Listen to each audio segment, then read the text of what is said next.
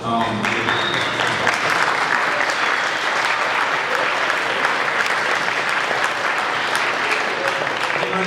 sort of a really, there's going to be other people on here, but that's okay. Because I'm going to get more people from you guys involved when I start asking questions and stuff like that.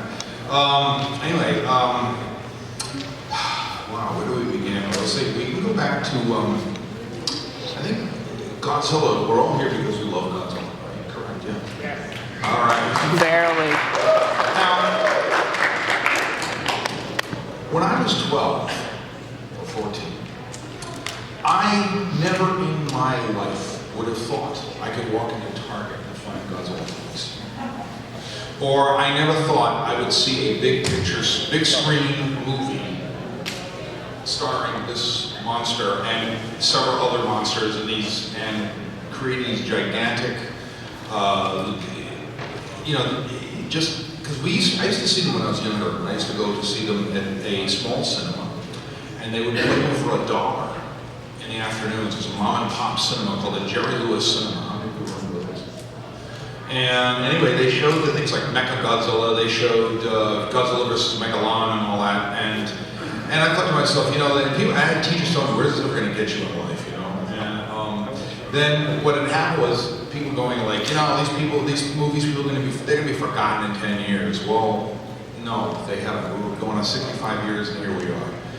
And you can be proud of it. You really can. We all can be. In 1998, 97 actually, it was announced Roland Emmerich was going to create the first Sony wanted to do this Godzilla movie.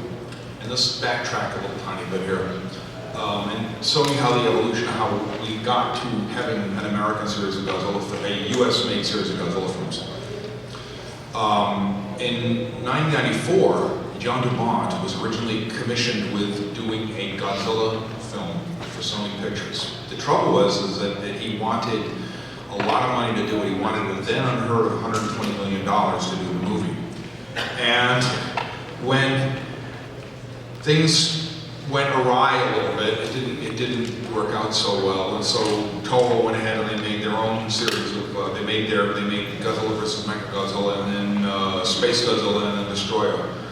And meanwhile, Sony was sitting on the rights for this movie, and they were wondering how they could do it a lot cheaper than they could. Well, Roland Emmerich had just come off of Independence Day, and he made that movie for $60 million. And they said, can you do Godzilla for us? And the trouble was that Roland Emmerich and Dean Devlin, much to their credit as movie makers, they didn't know a lot about Godzilla. They just didn't. They said, well, let's take this and let's turn it, let's change it completely. Let's totally make it completely different. So what we got this sort of a running lizard guy, kind of a giant mutated iguana, because Roland Emmerich believed that dinosaur or something like that, whenever he believed in this time. And the movie came, and it came out, and a lot of mixed feelings about it. We'll get into that, it's a whole other type of thing. A lot of mixed feelings about it, but once again, wow, 1998, Godzilla was all over the place. You could go, you see the books. I did the series of books for Random House. I did some of the comic books and some things like that nature. And we got the first Godzilla DVDs ever were released in that day because of that movie, because they wanted to cash in, and UPA Pictures had released the rights to some of their 1960s movies to Scimitar Video, and that's how we got those, and they came out before they came out in Japan. So these were highly prized items, even in Japan. There was buying out. So the movie comes and goes. It didn't fail. It made $374 million worldwide box office. And the trouble was, it was budgeted at $60 million.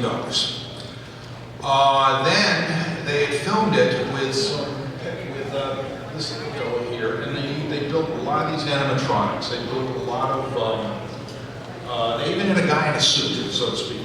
He's kind of on stilts on the back haunches.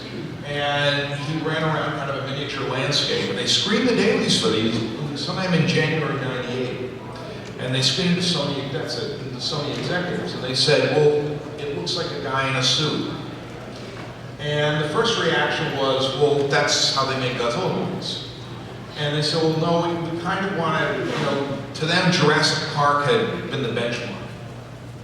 So then they made all these giant-sized animatronics that were barely used in the movie, and they resorted to some CG for it. Well, anyway, the movie doubled in budget. It went from 60 million to 120 or 30 million dollars, and it had to, they had to go 24/7 to get the stuff finished. Some of the effects in it, if you notice it, they're not finished. The helicopter chase sequence, it's just not finished. It's just, it looks kind of like a video game thing because it's just, it doesn't have that extra layer of detail on it. But be that as it may, Godzilla was a modest success worldwide. It spawned a really excellent sequel cartoon series on Saturday mornings, the Godzilla the Animated Series, which in many ways, many of us, I mean, I love that series a lot. I don't know if you guys have seen it, it's really a lot of fun. And then there was sort of a Roland Emmerich, who doesn't like exactly doing sequels all the time. They sort of passed on the idea of doing Godzilla, so the rights expired, and Godzilla went back to Japan, and Godzilla, Toho announced there would be Godzilla 2000 Millennium.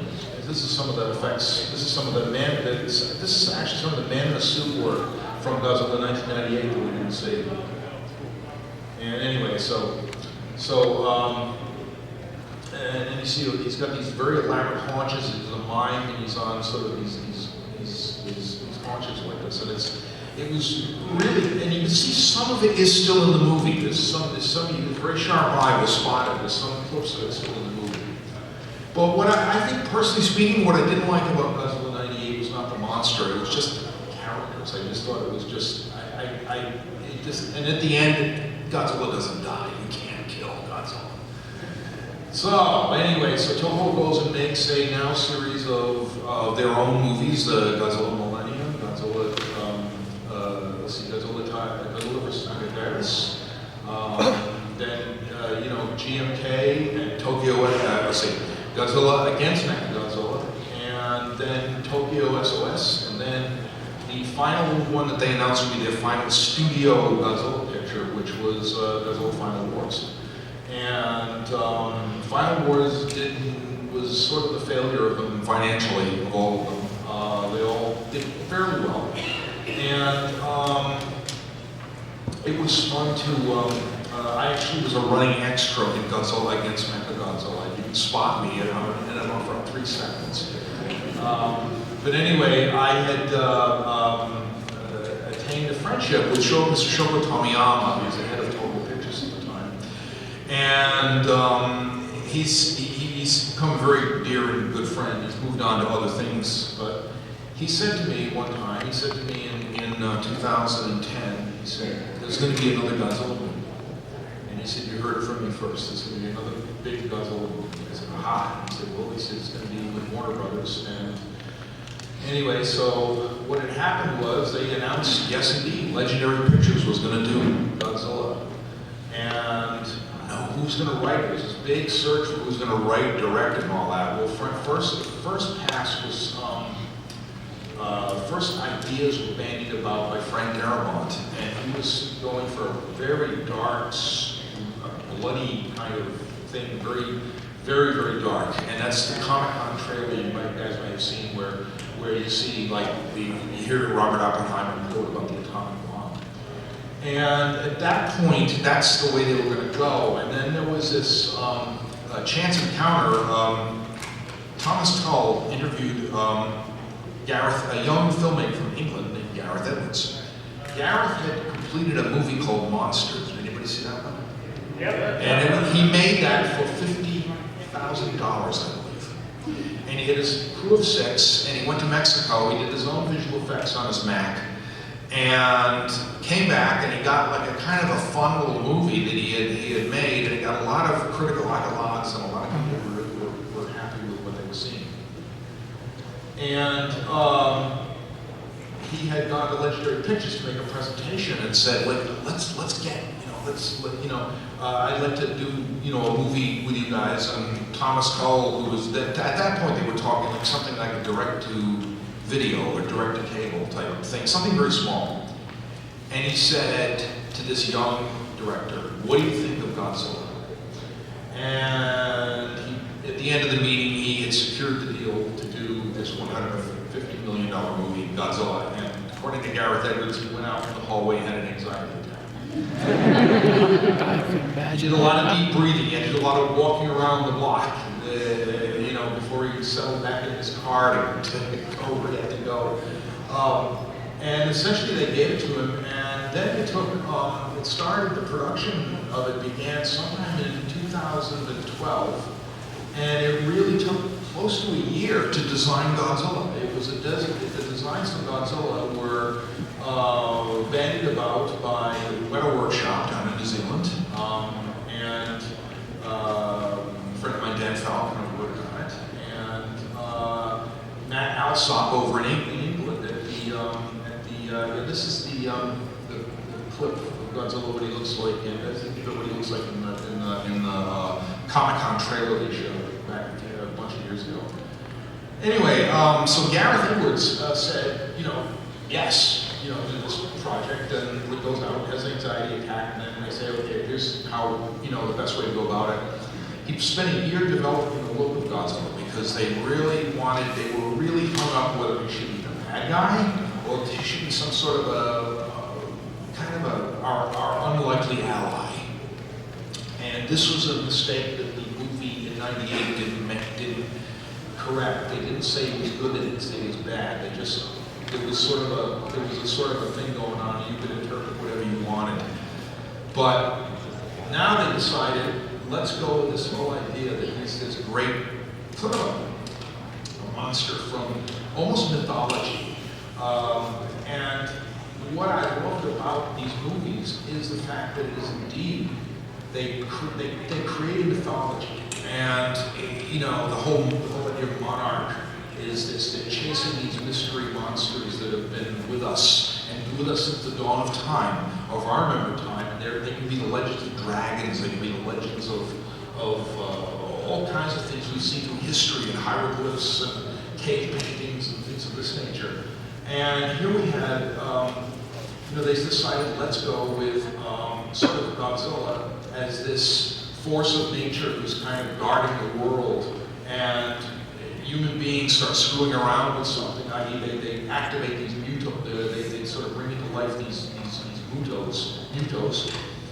And in it, they consulted the U.S. Army, and the name muto came from massive unidentified terrestrial organism. And the U.S. Army, they said to the U.S. Army, the U.S. military, they said, what exactly would you call a giant monster if a giant monster showed up? And I know it's a crazy thing, but what? And they said the military idea would be a massive unidentified terrestrial organism. And that's what you did that for. And anyway, so the first movie was, I thought was really, when I heard Gareth Edwards say his favorite movies were Jaws and Alien, I knew we were in for it. I knew that he was going to tease us for close to an hour of the movie before we actually saw anything. And that's exactly what he did. And that's some people complained about it. Some people didn't like it. Some people did like it. I thought it was pretty cool the way they handled it. And Godzilla shows up, and he sort of, you know, puts us in our place. He comes ashore in a tidal tsunami and meets up with these Mutos, who are his natural enemies. And then, of course, we're basically in the way. And this tone of this film with Bryan Cranston, who my one and a big criticism I have about it is Bryan Cranston should have been in more. I thought he's a fabulous actor. He's one of my favorite actors, and you know, it may have been. And he even came up with an idea of how he could be in it, and he presented it to a showing. There was a kind of a lockdown watch party of this on AMC, and he was hosting it. And he actually revealed to people how he could have been in it further, and he presented it to Gareth Edwards. By that time, the script had been written, and he was sort of been written out as we had 1/3 into it. And what they wanted Godzilla to look like, the look of Godzilla comes from the great samurai warrior. When he stands up, at that scene where he's in San Francisco and the Mutos are coming in, and everybody's running into the BART station where they're going to be sheltered. And he just kind of rises up. And if you squint your eyes a little bit, it's a great symbol of rising up. And there's this big, of course, the ending of the movie, they do the whole thing where he collapses into this, and you think to yourself, oh, not again, like that. And then, he wakes up, and you get the great, I'm going to call it the Hollywood ending, with he roars, the jets fly over his head, and he swims back to sea. And I thought they were really onto something big. And this movie, the Godzilla 2014 movie, debuted, and it made a massive $529 million worldwide, which when you account for inflation, that's $375 million, which is what Godzilla in '98 made. The difference was that this Godzilla got way better reviews on Rotten Tomatoes and everything. I think it comes in at a 76% or something like that. It got really, really good reviews, generally speaking. And it pulled people in who normally wouldn't watch a Godzilla movie. Because if you notice all the American TV spots about it, what they did was they did something they didn't sell it like a monster movie, they sold it like a disaster movie. And all of a sudden you're seeing people running and you hear that, nature has an order, and you're not seeing exactly what they're running from or whatever. And suddenly, it's always at the end they would show them roaring upward or something like that, and just be like that, And so there was a curiosity factor that brought in a lot of people on that. And again, I love, the films are really fun for me because this film is fun because it also, what did we see in 2014? We saw Godzilla all over the place. That's what I want to think. And I did that the one that was up there, I did that based on a toy because I couldn't get a chance to see what Godzilla looked like. So I literally, somebody revealed the toy. And so I went back and I was able to, cobble it together for Famous Monsters of Filmland, so we did that. And the compliment I got was that it was made into a very large poster, and Gareth Edwards wanted to own the poster and stuff like that. So that was a nice feel to hear. And then, of course, the movie did so well that they decided we've introduced now the MonsterVerse. And also, I'll say as a side effect, in 2014, we had a movie that did pretty well in box office, pretty well in critics, and the other thing that's changed in my life is I've been to G-Fest since the 1990s, when we thought 150 people here was a lot of people. And that year we hit 6,000, okay, so something happened.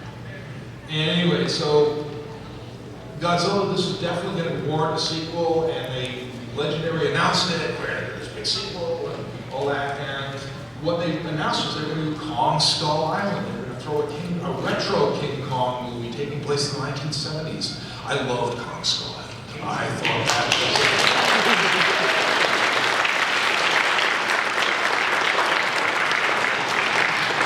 was... There's sort of an argument going on, and I might get behind it a little bit, that it may have been the best of the series, you know what I mean?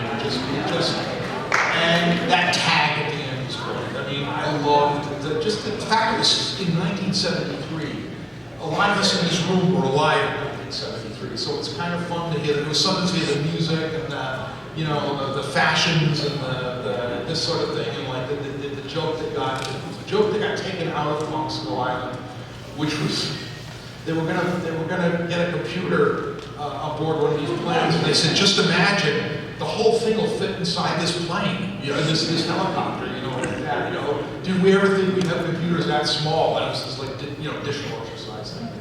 And so anyway, so Kong, immediately they tie in with the MonsterVerse, and they're bringing. I knew exactly where they were going when I saw this. I said they're going toward bringing Godzilla and Kong together. And as an aside front, a little thing about my own career going in here, I am presently illustrating a very expensive small publisher book of the original King Kong story. So.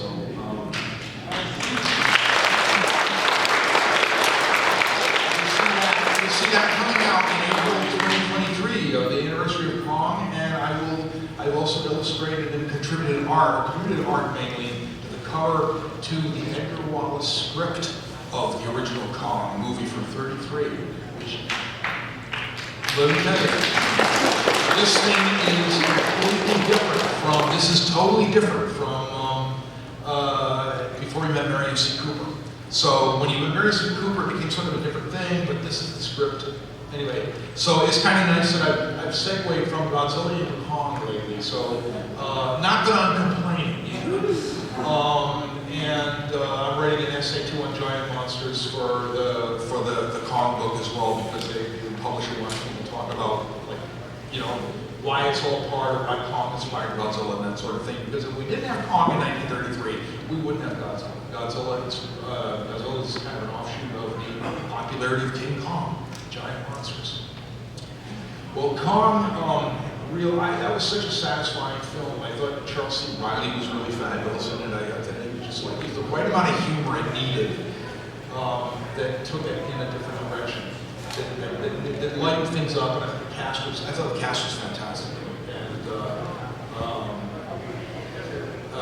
anyway, and then of course they announced that Godzilla King of the Monsters was going to be this direct sequel to the first Godzilla movie, but this time it was going to be directed differently, a totally different director. And one of the complaints that they were kind of addressed from the first film was that there wasn't enough of Godzilla and not enough monsters. So they were going to give us a Monster-Rama, is what they were going to do. The other thing, exactly.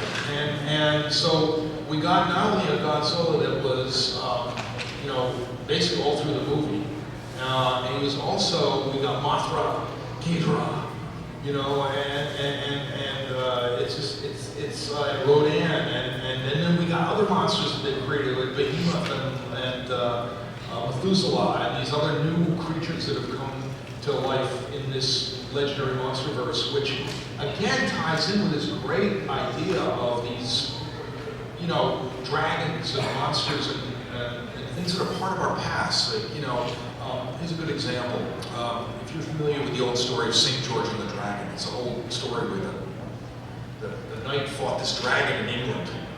Well, the story of that, they think, came out of a small medieval town in England had a problem.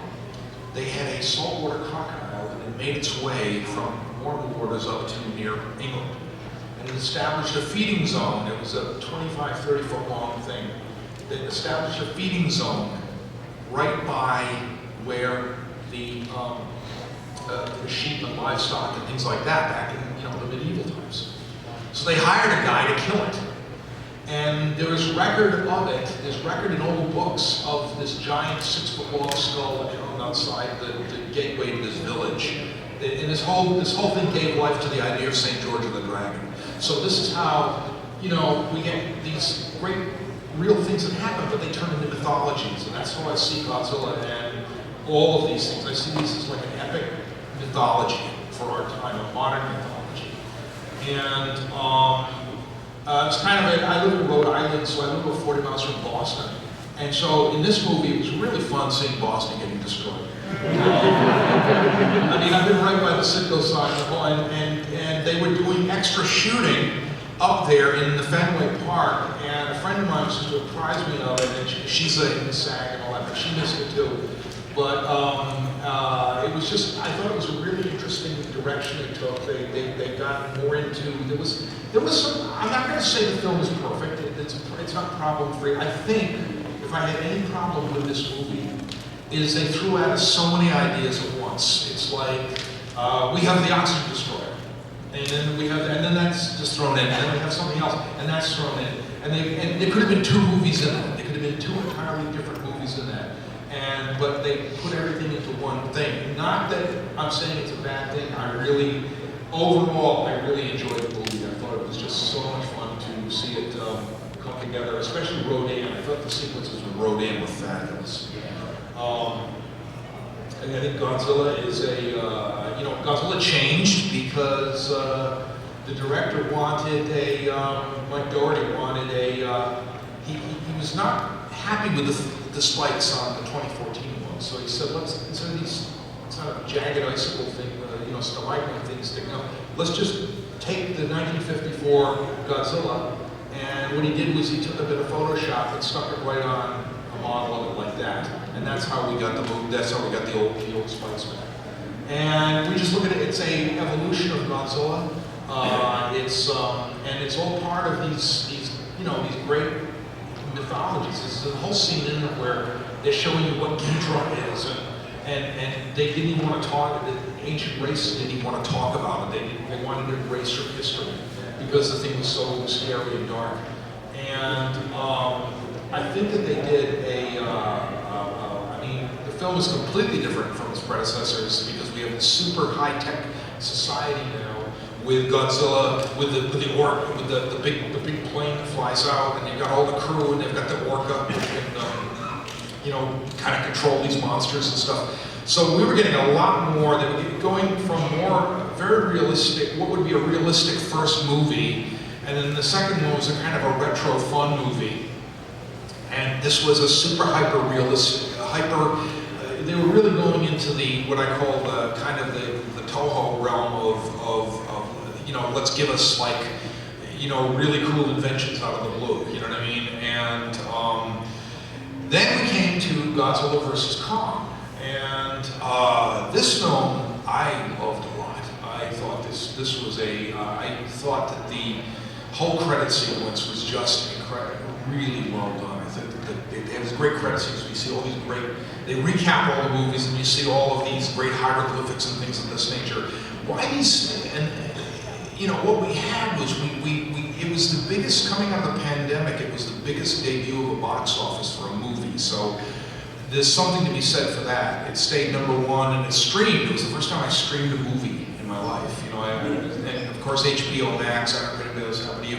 They hadn't got things quite right, so I'd stream it and the thing would cut out. You know what I mean? It's like you have to go back and start it over or whatever. And it's because their streaming service really wasn't up to the matter. They were really going by the seat of their pants at that point. But I think it's a fun movie. It's a really fun movie, and of course they introduced Mechagodzilla into it, and there's a lot of humor in it too. And the entire scenes of the inside of the Earth, the Hollow Earth, which is really, really, really, that comes directly from Edgar Rice Burroughs, if you're familiar with that, the Earth's core, and things of that nature. That is exactly where that comes from. And that's the other thing I got to do. I did the book cover for the artist edition. It's coming. It's a big $300 book for At the Earth's Core. It's just coming out. It's going to be one of my pieces is going to be on that coming out this summer. And so it's kind of fun to see these, Kong romping around in these giant landscapes with waterfalls, and you've got, you look up and there's another whole landscape. I thought that, again, they were introducing a bunch of ideas, but the movie, it was called Godzilla vs. Kong, but it was Kong's movie. And the assessment I came to at the end of it was, because everybody said to me, who do you think was going to win? How do you think they're going to win the battle? I loved the ending. I just absolutely loved that ending, that swelling music, and the whole, where he kind of walks off and goes to the sea. Godzilla goes to the sea, and they're looking at each other, and it's like, okay, I'll take care of the top, you take care of the underground. And my feeling about it is that it was like, if Godzilla and Kong have peace, maybe we can. And they, I thought that it was, and the people said to me, who won the movie? Who won the movie? Well, who won it? Kong won the movie. Godzilla won the battle. And there's a whole different thing. It means that Kong kind of wins your heart in it a little bit. He really does. But Godzilla won the movie. And there was, we can walk away from it. Everybody walks away satisfied. That's what my feeling was. Because I knew that was going to happen. That they were going to bring in the bad guy, some Mechagodzilla or some other thing at some point. And the ending was very. What's that? Yeah, and there was an entirely different ending to the movie because I talked to Adam Wingard, who directed it, and at one point they filmed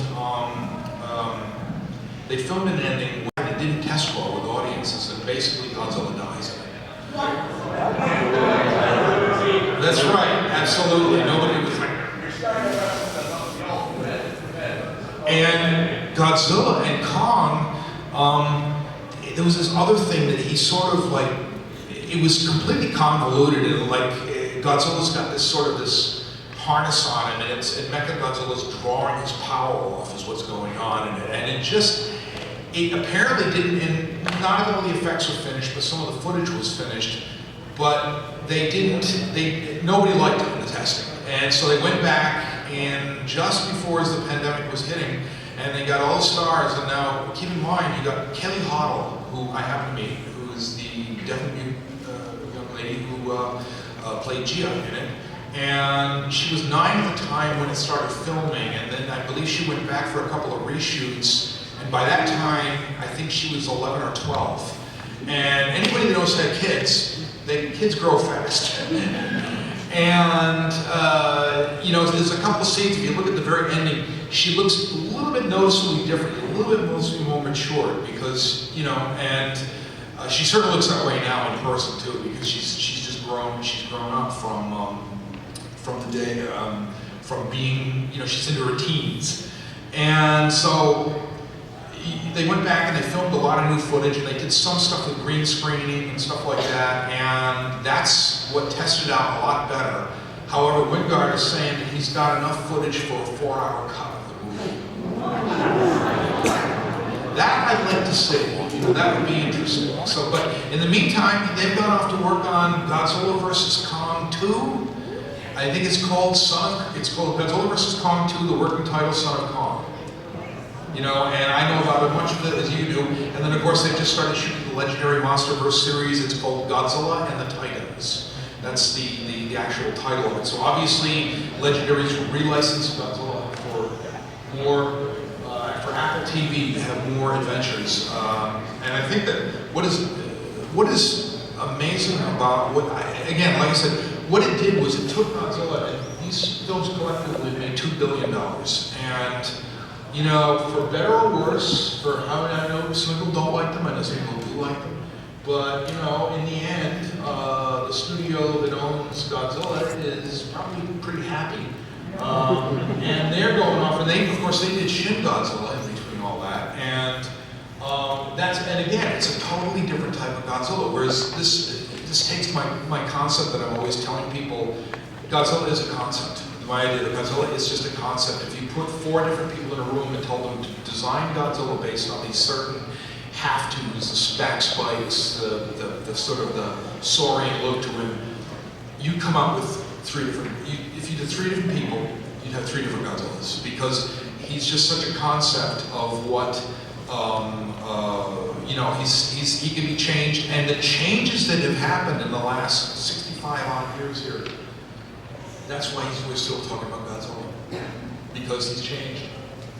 And what we're having now is we got this, you know, some people, I've met some people that they don't care for the legendary pictures. They felt it took the clubbiness out of the whole thing. They said, oh, you know, it's not, it's popular now, you know, like that. And God forbid, you know, and it's all good. It's all going to be good, you know, and it means that Godzilla's going to outlive probably all of us. Really, the legacy of it. There'll be Godzilla films in the future and all that. But is there anybody have any questions or what you? Hold on, it's like back there. I was wondering if you could talk about Kong having a weapon, the giant axe, and whether you liked that or didn't like that, or if you've got opinions on that. Yeah, it was novel. It was kind of like this whole idea that Kong goes back to his race, his original origins.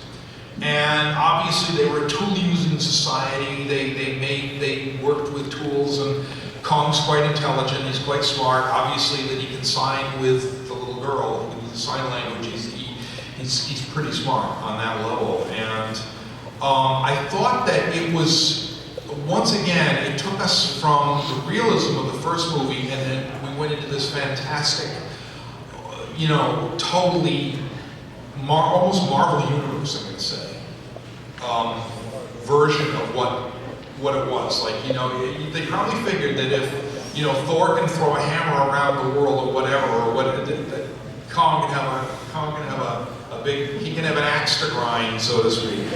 And I know that's a terrible. All right, hold on a second. What would you say are your favorite shots each of them? Like your favorite like shots, like favorite shots? Oh, that's a good one. Yeah, that's a good one for me. The favorite shot in the first movie, my favorite shot was him probably roaring up at the very end.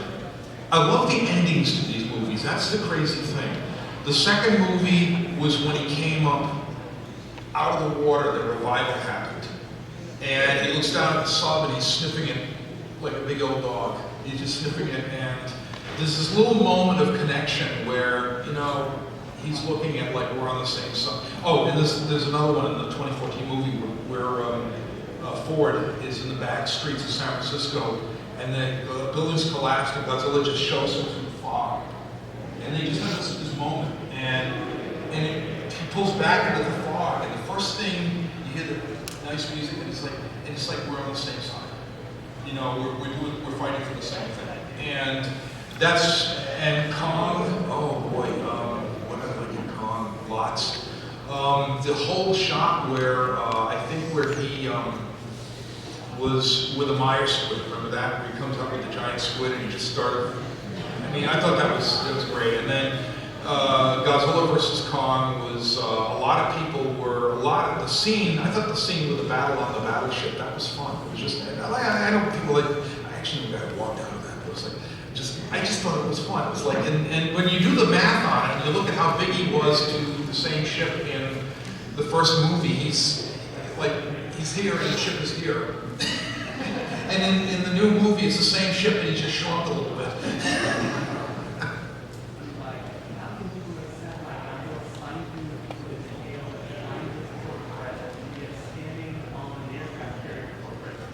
Yeah, exactly. You know, it's like, and then, you know, Kong thinks the whole thing out and,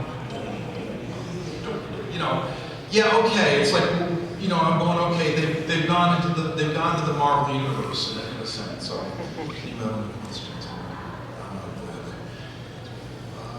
back. Me? Are you also aware of the Netflix making their own animated Skull Island series? Yeah, there's that too. We got that to look forward to too. I mean, and not only Singular Points on Netflix too. And that's, everybody's seen that series. That's like, you're like, yeah, gotta think about that one. Anyway, oh boy, let me see. I'm trying to get everybody. Yes? What monster would you like to see a great appearance in In the new MonsterVerse? Angulas.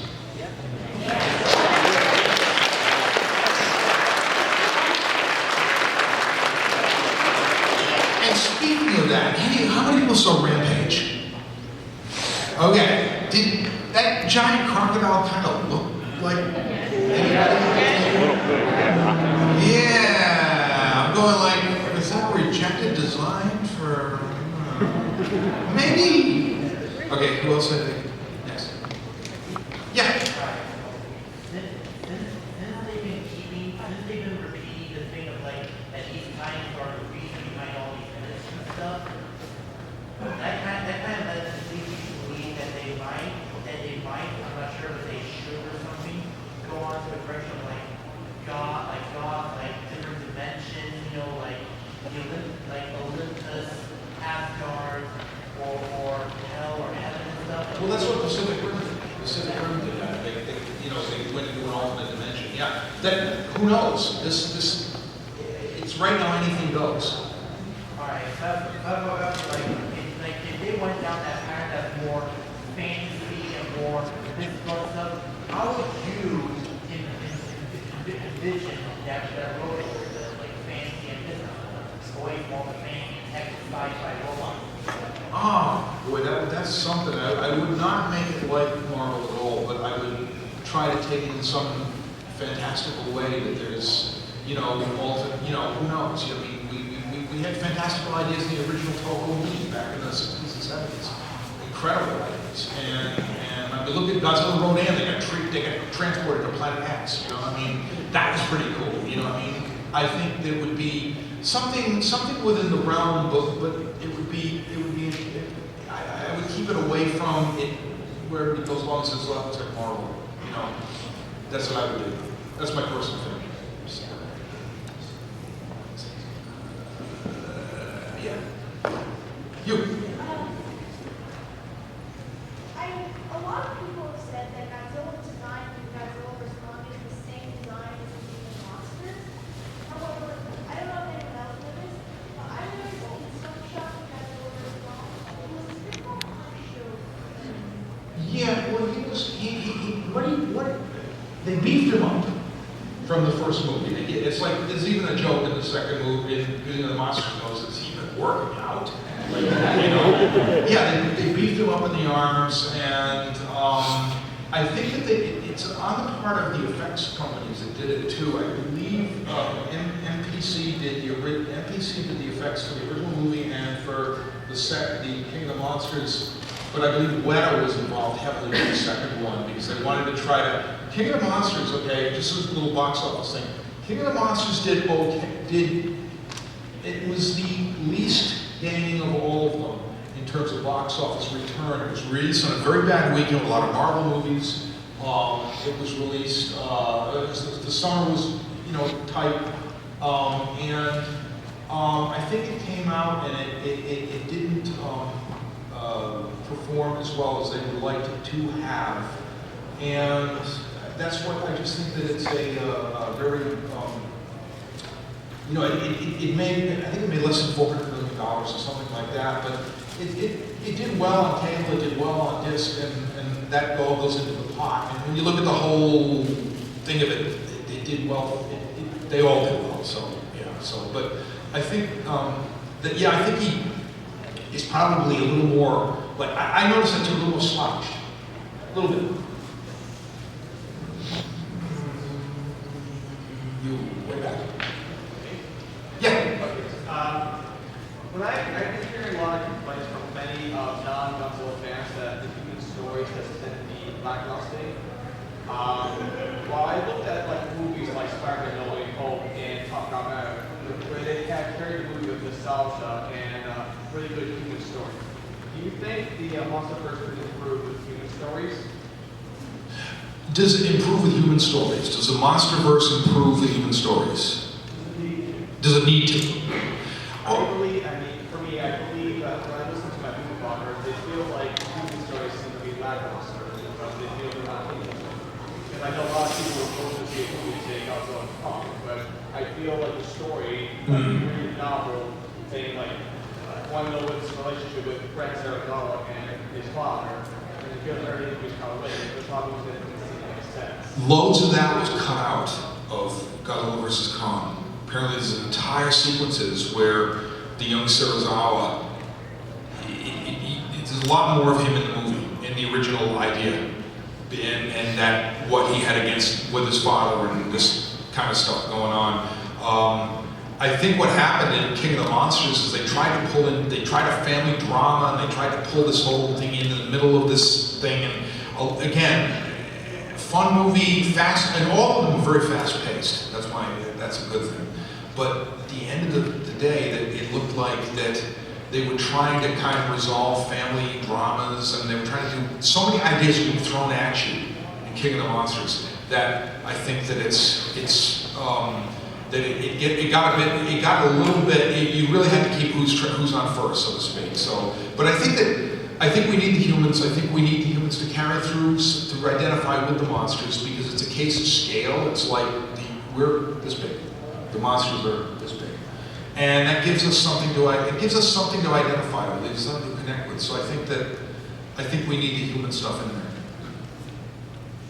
I think that would be the best. I think that, and hopefully, there's a lot of people question whether Millie Bobby Brown, what is she doing in this thing? And it's like, you know, she was literally all over the place in the last few years. So, yeah. Yeah. I come to understand that there are also ideas for adding other monsters into the King of the Monsters movie. What was your opinion on that? Because I heard about Gigan and Ballroom. Were there any others besides them? What about, what would I? Because I think I heard about something about the director saying he wanted to add in other popular monsters like Biollante and Gigan. Yeah, Gigan would be interesting to see. But again, Toho licenses these out like movie stars. Yeah. As you see in the credits at the end of Godzilla King of the Monsters, Godzilla himself, Rodan himself, Mothra herself. You know, they license them out, so it's a matter of how they can fit them in. I would say that kind of thing, and now we've got how many different Mechagodzillas through history now. We've just got the newest iteration of them. I think we'll do just a couple more questions because we got to call it. Yeah, you right there. No. Yeah, okay, you first.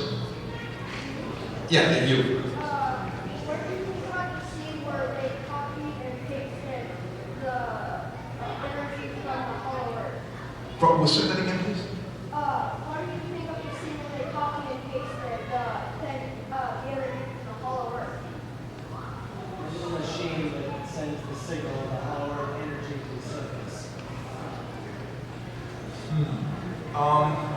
I just, again, you know, the movies were very far-fetched in the sense that, you know, like, all right, first and foremost, they make this big thing about going into the Hollow Earth in Antarctica, and everybody gets like, you know, it's here's for the fun, you know, that type of thing, as he said. And then at the end, Godzilla just bores his way through from Hong Kong to the center of the Earth with his atomic breath.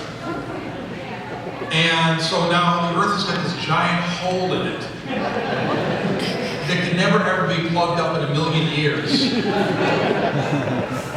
And you've got all this hot magma and hot gas and hot unknowns that are going to now come to the surface. But I don't know, I just think that they're fun movies and they have increased Godzilla's presence in our society. It really has. I mean, God, look at how many people are here. I mean, it's a good thing. It gets it out there, and then of course everybody goes back. I know people who saw the Legendary movies, and they go back and they want to see the Toho movies now. They say, oh I didn't know that. They made this whole other, wow, they made these whole other movies before that? Yeah, they did. And so, and all those are beautifully accessible, and that's the other thing we got. Because of the success of these movies, we got like the beautiful Criterion set, we've got HBO Max, you've got Godzilla on tap anytime you want, you know. At any time they show, Comet Network does very well with its Godzilla marathons that it shows.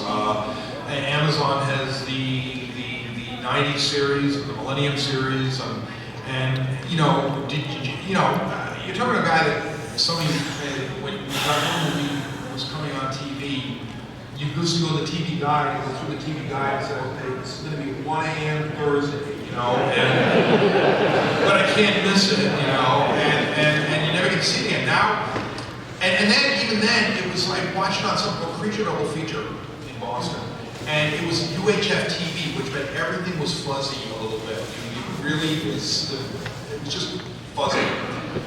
And we didn't have this HD, we didn't have any of that. We just hoped they'd show Godzilla on a Saturday afternoon or something. And now we have everything in HD and crystal clear and upgraded, and oh boy, you know, what the time we live in. It's a great time to be a Godzilla fan, folks. It really is.